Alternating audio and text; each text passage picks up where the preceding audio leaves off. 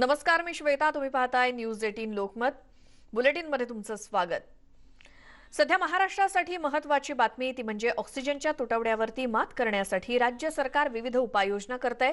याचाच एक भाग म्हणून राज्य सरकारनं हवेतून ऑक्सिजन शोषून तर रुग्णांना देणारी प्रणाली कार्यान्वित केली आहे. आतापर्यंत सुमारे 38 पीएसए प्लांट्स कार्यान्वित करण्यात आलेले आहेत आणि याद्वारे दिवसाला सुमारे 53 मेट्रिक टन ऑक्सिजनची निर्मिती राज्यात केली जाते. राज्यातली जिल्हा रुग्णालयं, वैद्यकीय महाविद्यालयं, खासगी रुग्णालयं या ठिकाणी पीएसए प्लांट कार्यान्वित करण्यात आलेले आहेत. कोरोनाच्या लाटेशी सामना करण्यासाठी राज्यात 350 प्लांट्स बसवण्यात येणार आहेत आणि याद्वारे 500 मेट्रिक टन ऑक्सिजन निर्मिती करण्याचं राज्य सरकारचं उद्दिष्ट आहे. ऑक्सिजन अभावी कोणत्याही रुग्णांचे प्राण जाऊ नयेत यासाठीच हा प्रयत्न. गेल्या काही दिवसांपासून ऑक्सिजनचा तुटवडा आणि या समस्येला संपूर्ण राज्य तोंड देतंय आणि म्हणूनच राज्यामध्ये साधारण 350 पीएसए प्लांट्स हे कार्यान्वित केले जाणार आहेत. त्यापैकी 37 प्लांट्स हे कार्यान्वित झाले देखील आहेत.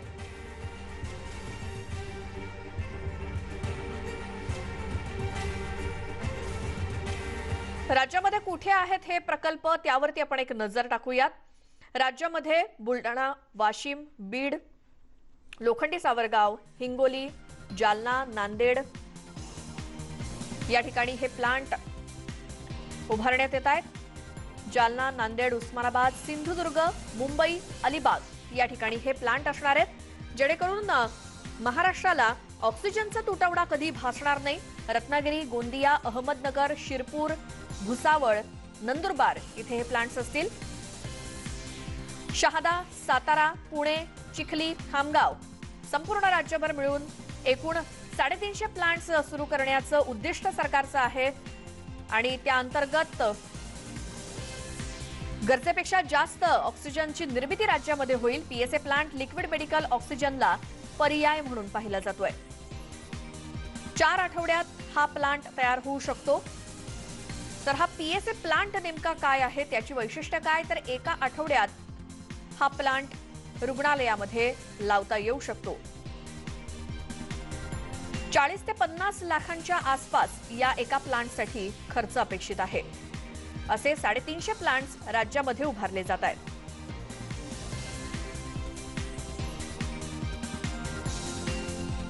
पुण्यातल्या महानगरपालिकेच्या दळवी हॉस्पिटलमध्ये अवघ्या 15 दिवसात ऑक्सिजन जनरेटर प्लांट उभा करून तो कार्यान्वित देखील करण्यात आलाय.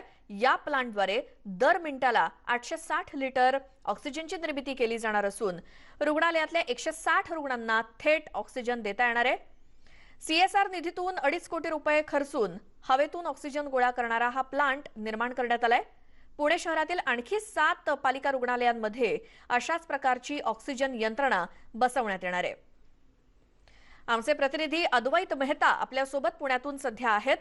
अद्वैत, पुण्यामध्ये सध्या एका हॉस्पिटलमध्ये हा प्लांट कार्यान्वित झालेला आहे. आणखी कोणकोणत्या हॉस्पिटल्समध्ये सुरू होणार आहे, किती दिवस त्यासाठी लागतील? श्वेता, आपण जर बघितलं तर जसा तू उल्लेख केला की राज्य सरकारने एक प्रकारे मिशन ऑक्सिजन सुरू केलेलं आहे. माफ करा, त्या जोडीला पुणे महापालिकेने देखील पुढाकार घेतलेला आहे आणि असा दावा केला जातोय की राज्यामधल्या कुठल्याही महापालिकेच्या अंतर्गत हे पहिलं हॉस्पिटल आहे जिथं अशा पद्धतीनं हा ऑक्सिजन प्लांट सुरू झालेला आहे. जर बघितलं तर साधारणतः मिनिटाला 850 इतका ऑक्सिजन जो आहे तो तयार होतो. हवेतून वेगवेगळे जे पार्टिकल्स आहेत, नायट्रोजन किंवा इतर, ते सगळं वेगळं करून ऑक्सिजन जो आहे तो गोळा केला जातो आणि याचं वैशिष्ट्य म्हणजे हॉस्पिटलमध्ये जे रुग्ण आहेत त्यांना तो थेट दिला जातो. म्हणजे बऱ्याच वेळा आपण बघतो की oxygen liquid to gas convert करून मग तो सिलेंडरमध्ये भरून तो आणावा लागतो. तर हे सगळं टाळलं जाणार आहे आणि वेगवेगळे हॉस्पिटल्स आहेत. पुणे महापालिकेची सुतार दवाखाना असेल, कमला नेहरू असेल, महापालिकेच्या इतर 7 ठिकाणी नायडू हॉस्पिटल असेल, असे जे सगळे महापालिकेचे इतर हॉस्पिटल्स आहेत तिथंसुद्धा अशा प्रकारचे प्लॅन्ट्स हे उभे केले आहेत. विशेष म्हणजे 15 दिवसामध्ये हे प्लॅन्ट उभे केले जाऊ शकतात. हे जरी प्लॅन्ट इथं जे 2 प्लॅन्ट उभे केलेले आहेत ते जरी CSR निधीमधून केले असले तरी त्याच्यामध्ये महापौरांचा निधी आहे, नगरसेवकांचा वॉर्डस्तरीय निधी आहे, अशा निधीतून देखील हे उभे केले आहेत. सगळ्यात महत्त्वाचं म्हणजे यामुळे होणार असं आहे की पालिकेची रुग्णालय जी आहेत त्यांना आता ऑक्सिजनसाठी इतरांवरती अवलंबून राहायची गरज नाही आहे. थेट रुग्णालयामध्येच ऑक्सिजन बेडलाच हा ऑक्सिजन मिळत असल्यामुळं काही दिवसापूर्वी आपण जे चित्र बघितलं होतं पुण्यामध्ये सुद्धा अशी परिस्थिती आली होती की पेशंटना भरती करत नव्हते ऑक्सिजन नसल्यामुळं किंवा ऑक्सिजन कमी पडला तर इतर रुग्णालयामध्ये हलवण्याचं चाललं होतं. तर ते सगळं आता टाळलं जाणार आहे. पुणे जिल्ह्याची जर गरज बघितली तर 325 टन इतका ऑक्सिजन दररोज लागतो. सध्या तितका जरी आपल्याकडं तयार होत नसला पुण्यामध्ये तरी रायगडमधून, बेल्लारीमधून, जामनगरमधून, तळोजामधून 115 टन येतो आहे. पण हे केवळ शहरासाठीच नाही आहे, तर पुण्याच्या ग्रामीण भागात देखील अशा पद्धतीचे जे ऑक्सिजन जनरेटर प्लांट आहेत ते देखील उभारण्याचं नियोजन आहे.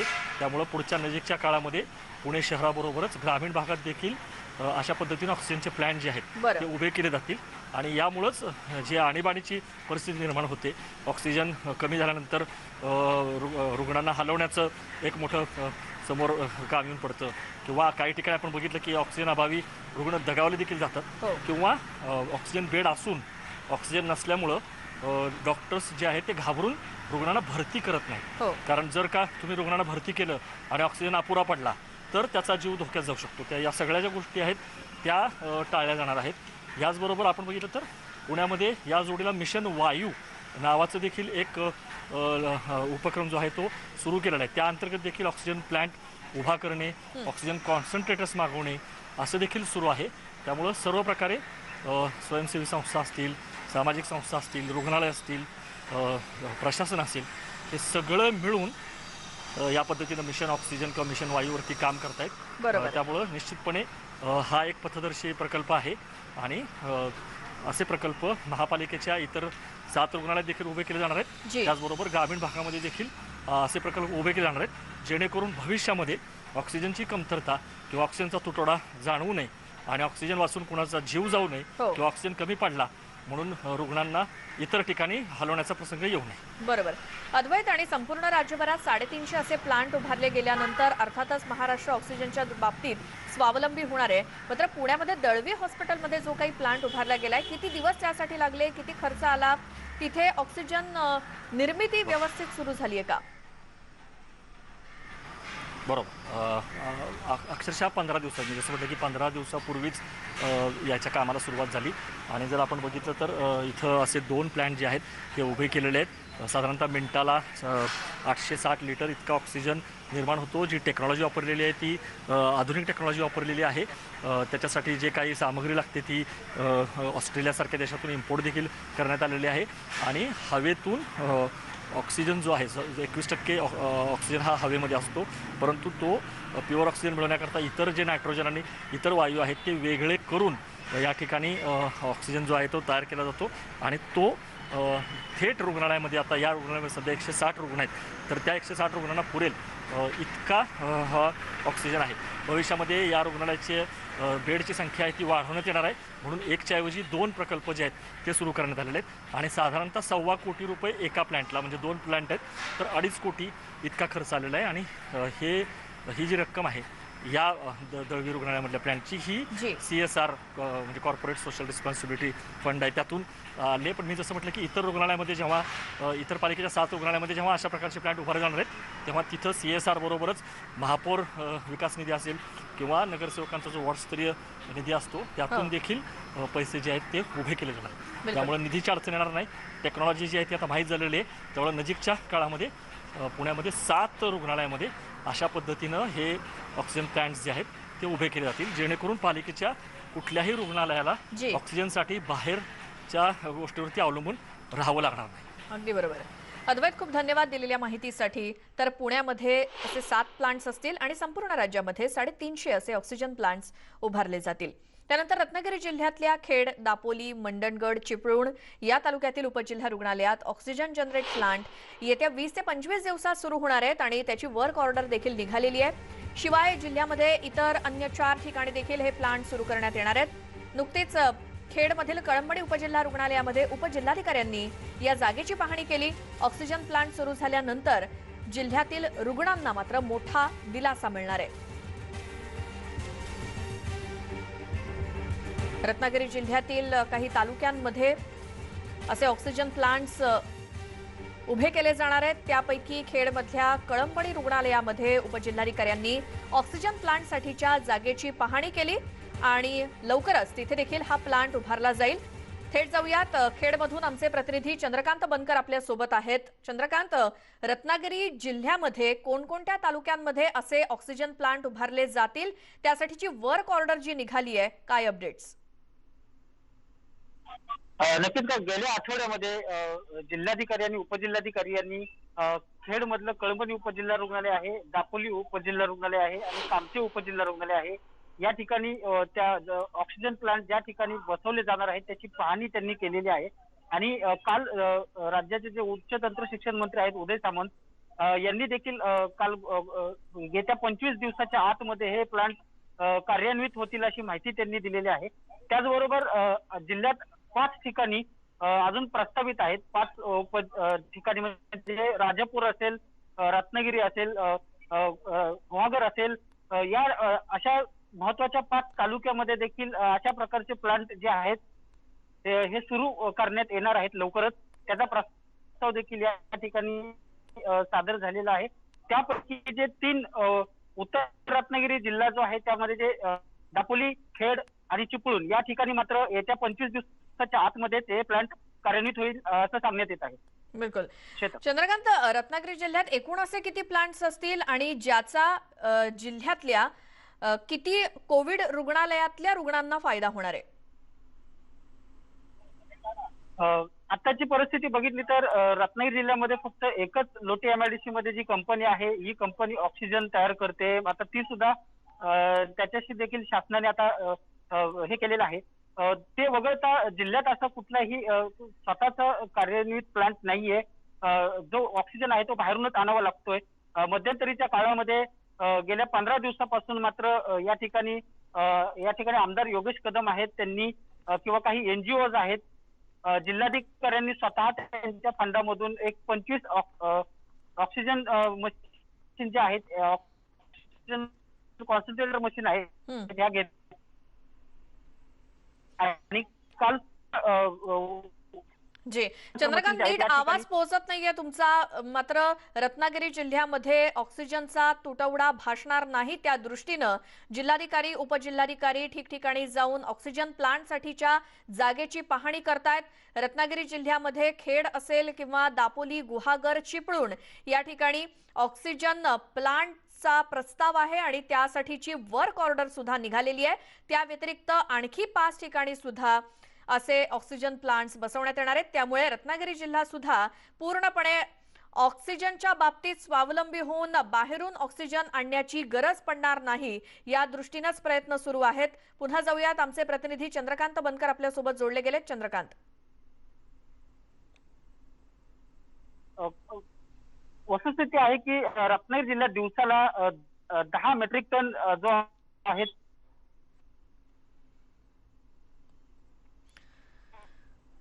चंद्रकांत, पुन्हा आवाज पोहोचत नाही आमच्यापर्यंत, मात्र जिल्ह्यामध्ये आतापर्यंत समोर आलेली रुग्णसंख्या, आतापर्यंत झालेले मृत्यू आणि रत्नागिरीमध्ये ऑक्सिजनचा तुटवडा भासू नये यासाठी जिल्हाधिकारी, उपजिल्हाधिकाऱ्यांनी खेडमधल्या कळंबणी रुग्णालयाच्या परिसरामध्ये सुद्धा ऑक्सिजन प्लांटसाठीच्या जागेची पाहणी केलेली आहे आणि खेड, दापोली, मंडणगड, चिपळूण या तालुक्यांमध्ये ऑक्सिजन प्लांट सुरू केला जाणार आहे आणि येत्या 20 ते 25 दिवसात हा प्लांट सुरू होईल ठिकठिकाणी आणि त्यासाठीचीच वर्क ऑर्डर सुद्धा निघालेली आहे।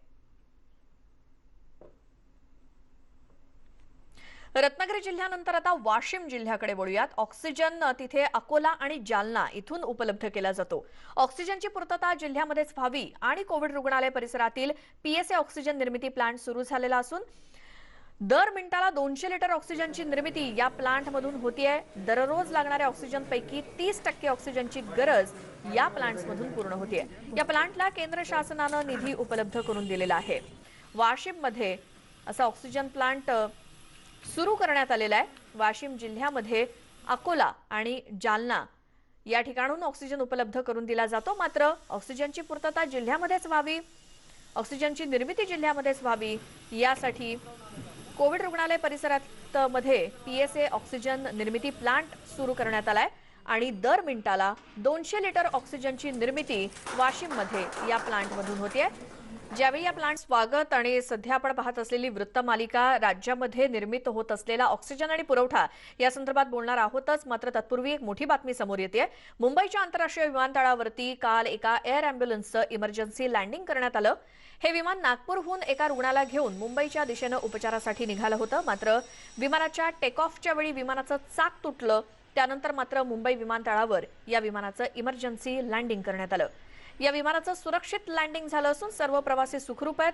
विमानाचे कॅप्टन केसरी सिंग बेली यांनी विमानाचं सुखरूप लँडिंग केलं आणि सुदैवानं सगळे प्रवासी सुखरूप आहेत.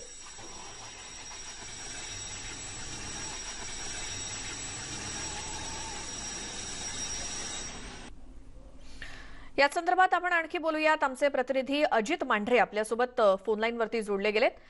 अजित, नागपूरहून मुंबई असा हा विमानाचा प्रवास होता. काय काय काय नेमकं झालं होतं?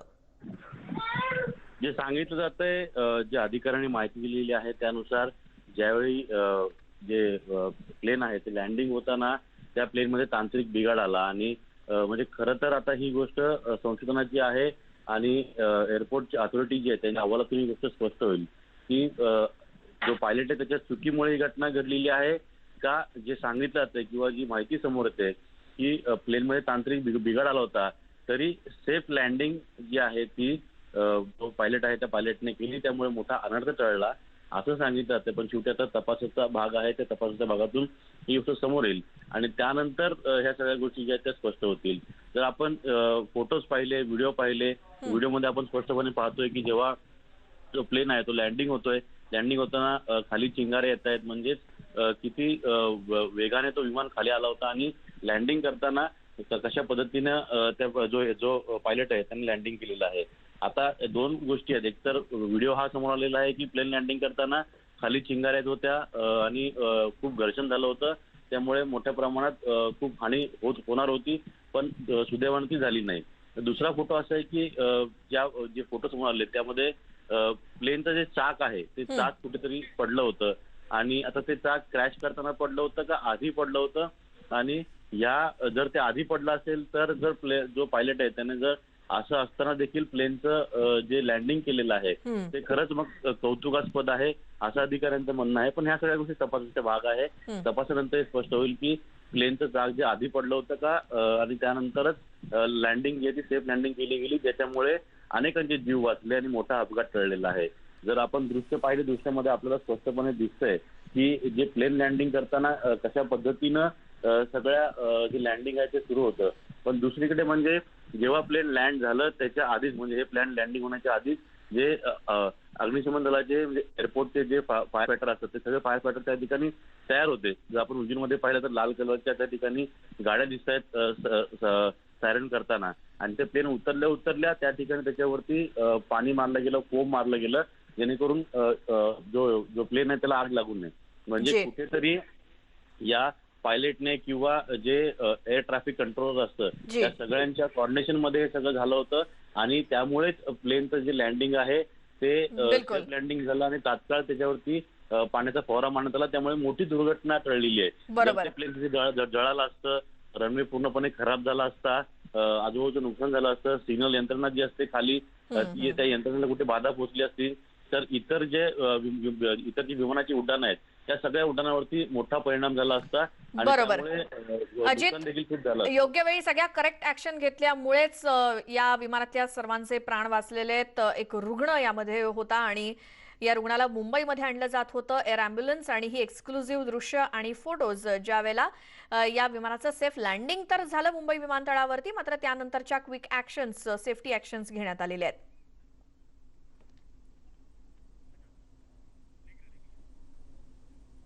यानंतर आमच्या वृत्तमालिकेतल्या बातमीकडे वळूयात, कारण राज्यामध्ये ठिकठिकाणी ऑक्सिजन प्लांट उभारले जात आहेत आणि त्याचबरोबर वाशिममध्ये सुद्धा असाच एक प्लांट उभारला गेलेला आहे. याच संदर्भात अधिक माहिती घेऊयात. वाशिममधून आमचे प्रतिनिधी किशोर गोमासे आपल्यासोबत जोडले गेलेत. किशोर, हा जो प्लांट आहे तो कधीपासून त्याची सुरुवात झाली, हा प्लांट उभारायला कधी पूर्ण झालं काम आणि त्याला साधारण किती खर्च आलाय, किती ऑक्सिजन दर दिवसाला निर्मित केला जातोय, त्याचा किती रुग्णांना फायदा होतोय? श्वेता, हा जो ऑक्सिजन प्लांट आहे हा या 1 मे पासून कार्यान्वित करण्यात आला आहे. जे पालकमंत्री होते त्यांच्या हस्ते याचं लोकार्पण करण्यात आलं आहे.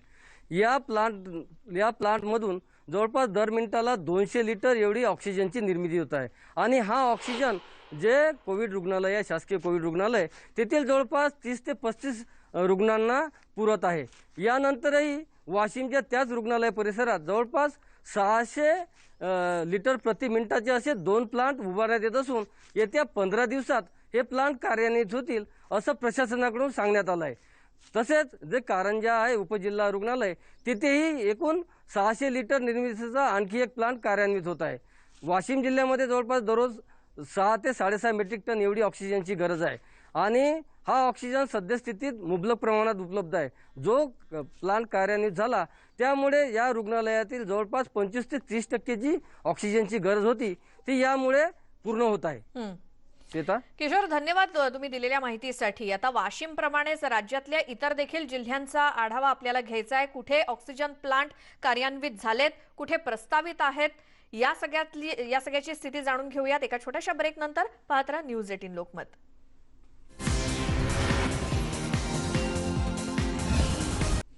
ब्रेकनंतर स्वागत आमच्या वृत्त मालिकेमध्ये। ऑक्सिजनची निर्मिती कुठे कुठे कशा पद्धतीने सुरू आहे या संदर्भात राज्याचा आपण आढावा घेतोय। आता अहमदनगर जिल्ह्यामध्ये जाऊया। तिथे ऑक्सिजनची कमतरता भासत असल्यामुळे अहमदनगर जिल्ह्यामध्ये 13 ठिकाणी ऑक्सिजन प्लांट सुरू करण्यात येणार आहेत। शिर्डी संस्थान 225 जम्बो सिलेंडरचा ऑक्सिजनचा प्लांट उभारणार आहे। शासकीय रुग्णालय नगर आणि कर्जत या 2 ठिकाणी 225 जम्बो सिलेंडर्स प्रतिदिवस उपलब्ध करून देण्यात येणार आहेत। एका महिन्याच्या आत हे सगळे ऑक्सिजन प्लांट सुरू होतील। जास्तीत जास्त 10 जून पर्यंत सर्व ऑक्सिजन प्लांट सुरू होतील।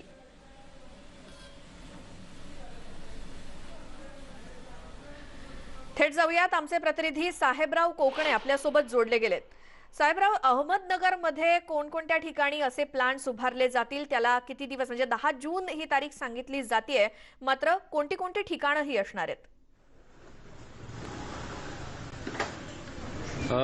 मुळामध्ये अहमदनगर जिल्ह्यामध्ये रुग्णांची संख्या पाहिली तर ही 23,000च्या आसपास आहे। त्यामुळे ऑक्सिजनचा मोठा पुरवठा नगरला लागतो। आज 60 मॅट्रिक टन इतका जो लागतो साठा ऑक्सिजनचा, त्यापैकी फक्त 40 ते 45 इतकाच मिळतो। त्यामुळे शासनाने हा निर्णय घेतलेला आहे की नगर जिल्ह्यामध्ये 13 ठिकाणी ते ऑक्सिजन ते प्लांट जे आहेत ते उभे करणार आहेत। त्यापैकी 3 प्लांट हे मोठे असतील, शिर्डी, नगर आणि कर्जत ह्या ठिकाणी 3 प्लांट जे आहेत ते 250 सिलेंडर जम्बो सिलेंडर जे आहेत त्यांची ऑक्सिजन निर्मिती करतील हवेतून, आणि 10 प्लांट जे आहेत ते प्रत्येक तालुक्याच्या ठिकाणी हे प्लांट आहेत। त्याच्यात किंमत जी आहे जवळपास 1 कोटी ही छोट्या बचाने 1.5 ते 2 कोटी रुपयाची मोठ्या प्लांटची आहेत। हे याच्या सगळ्या वर्क ऑर्डर ज्या आहेत देण्यात आलेल्या आहेत। अहमदनगरमधील 4 कंपन्यांना याच्या वर्क ऑर्डर दिलेल्या आहेत, त्या एका महिन्यामध्ये पूर्ण करण्याचे आदेश शासनाचे आहेत। त्यामुळं 10 जूनपर्यंत शेवट झाला तरी 10 जूनपर्यंत हे सगळे ऑक्सिजन प्लांट जे आहेत ते सुरू होतील। त्यापैकी 1900च्या आसपास जवळपास सिलेंडर जम्बो सिलेंडर मिळतील, म्हणजे जवळपास निम्मा साठा जो आहे तो ऑक्सिजन कमी लागेल नगरला। त्यामुळं बरीचशी कमतरता कमी होईल याच्यामध्ये। याच्यामुळे शासनाची धावपळ अशी आहे की नगरमध्ये पुण्यावरून ऑक्सिजन नगरला येतात, त्यामुळं गाडी जर लेट झाली तर नगरमध्ये अनेक ऑक्सिजन ते हॉस्पिटल जे आहेत ते धाकधूक निर्माण करतात। त्यामुळे हा शासन निर्णय घेतला आहे। कदाचित जर तिसरी लाट आली त्यामुळे ऑक्सिजनची कमतरता जाणवेल, त्यामुळे हे निर्णय घेतला आहे। त्यामुळे अर्धा जवळपास 30 मॅट्रिक टन साठा आहे तो कमी होणार आहे। त्यामुळे नगरची गरज भागवण्यासाठी हे लवकर प्रयत्न केलेले आहेत। अशा अपेक्षा करूया की येणाऱ्या 1 महिन्यामध्ये हे पूर्ण होऊन नगरचा ऑक्सिजन साठा कमी होईल। साहेबराव, धन्यवाद तुम्ही दिलेल्या माहितीसाठी। राज्याचा आढावा घेत असताना अहमदनगरमध्ये सुद्धा असे काही प्लांट्स उभे राहणार आहेत जिथे ऑक्सिजनची निर्मिती होईल आणि अहमदनगर जिल्हा सुद्धा ऑक्सिजनच्या बाबतीत स्वावलंबी होईल। 10 जून पर्यंत सगळ्या प्लांट्सचं काम पूर्ण होईल असं सांगितलं जात आहे। आणखी एक छोटासा ब्रेक घेऊयात। पाहत रहा न्यूज 18 लोकमत। ब्रेकनंतर आमच्या वृत्त मालिकेमध्ये आता बीड जिल्ह्याकडे वळणार आहोत। तिथे कोरोना रुग्णांची संख्या 12,000च्या घरात आहे आणि यामध्ये 2,097 रुग्ण हे ऑक्सिजनवर आहेत। त्यांना दररोज तब्बल 35 मेट्रिक टन ऑक्सिजन लागतो। मागणीप्रमाणे पुरवठा करण्यामध्ये बीड जिल्हा प्रशासनाला गेल्या 8 दिवसांपासून यश आलंय। यातच हवेतील ऑक्सिजन निर्मिती करणारे 3 प्लांट कार्यरत आहेत आणि या प्लांटमधून दररोज 262 जम्बो सिलेंडर ऑक्सिजन निर्मिती होतीये। आमचे प्रतिनिधी सुरेश जाधव बीडमधून आपल्यासोबत आहेत. सुरेश, बीडची दिवसाची ऑक्सिजनची गरज किती आहे आणि किती प्लांट्स आतापर्यंत कार्यान्वित झालेत, काय स्थिती आहे? बीड जिल्ह्यामध्ये दिवसेदिवस कोरोनाचा जो वाढता आकडा आहे तो रोज 1,500 नव्यानं कोरोनाबाधित रुग्ण आढळत आहेत आणि या रुग्णांना लागणारा जो ऑक्सिजन आहे तो दररोज 35 मेट्रिक टन ऑक्सिजन हा रोज लागत आहे आणि तो पुरवठा करण्यासाठी बीड जिल्ह्यामध्ये जे 3 ऑक्सिजन निर्मितीचे प्लांट आहेत ते हवेतून ऑक्सिजन निर्मितीचे प्लांट आहेत. त्याचबरोबर जिल्ह्यामध्ये टँक म्हणजे एक स्वराती रुग्णालयामध्ये एक टँक आहे, लोखंडी सावरगाव आणि बीड जिल्हा रुग्णालयामध्ये असा टँक आहेत आणि इथं जो ऑक्सिजन पुरवठा केला जातो खाजगी 2 एजन्सीज कडून बीडमध्ये हा ऑक्सिजन पुरवठा केला जातो. त्याचबरोबर चाकण त्यानंतर बेल्लारी या ठिकाणाहून सुद्धा इथं ऑक्सिजन टँकरने आणला जातो आणि टँकमध्ये साठवला जातो. त्याचबरोबर इथं जो लागणारा ऑक्सिजनचा तुटवडा सुरुवातीच्या काही कालावधी म्हणजे 10 दिवसा अगोदर ऑक्सिजनचा तुटवडा होता, त्यामुळे अंबेजोगाईमधले जे 6 रुग्ण दगावले होते त्या संदर्भात नातेवाईकांचा देखील आरोप होता आणि बीड जिल्हा रुग्णालयामध्ये सुद्धा 2 रुग्णांची ऑक्सिजन पुरवठा खंडित झाल्यामुळे डेथ झालेली होती. त्यानंतर मात्र जिल्हा प्रशासनाने ऍक्शन मोडमध्ये काम केलं आणि जी ऑक्सिजनची गळती होती, महत्वाचं म्हणजे ऑक्सिजनची जी गळती होती ती गळती थांबवली आणि त्यामुळं आता पुरेसा ऑक्सिजन सगळ्यांना मिळतोय. आजच्या घडीला बीड जिल्हा रुग्णालयामध्ये व्हेंटिलेटर, ऑक्सिजन आणि याची सगळ्याची जर रुग्णांची संख्या बघितली तर 2057 रुग्ण हे आज ऑक्सिजनवरती आहेत आणि त्यांना पुरेसा ऑक्सिजन पुरवठा केला जातो. यातच जिल्हा नियोजनमधून आता नव्यानं 11 जे ऑक्सिजन प्लांट आहेत ते जिल्ह्यामध्ये उभारले जातात.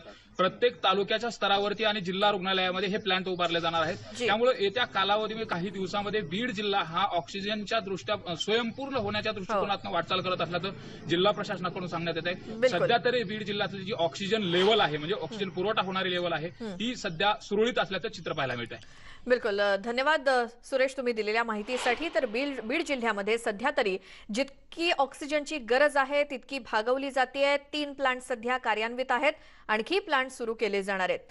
तर हा सगळा राज्यातल्या काही महत्त्वाच्या जिल्ह्यांमधला आपण घेतलेला हा आढावा. कुठे ऑक्सिजन प्लांट सुरू झालेले आहेत, कुठे ते प्रस्तावित आहेत आणि या संदर्भातला सगळा आढावा आपण दिवसभर घेत राहणारच आहोत. मात्र तुर्तास या बुलेटिनमध्ये इथेच थांबतोय आणि जाता जाता एक महत्त्वाची आठवण, मास्क घाला आणि सुरक्षित रहा.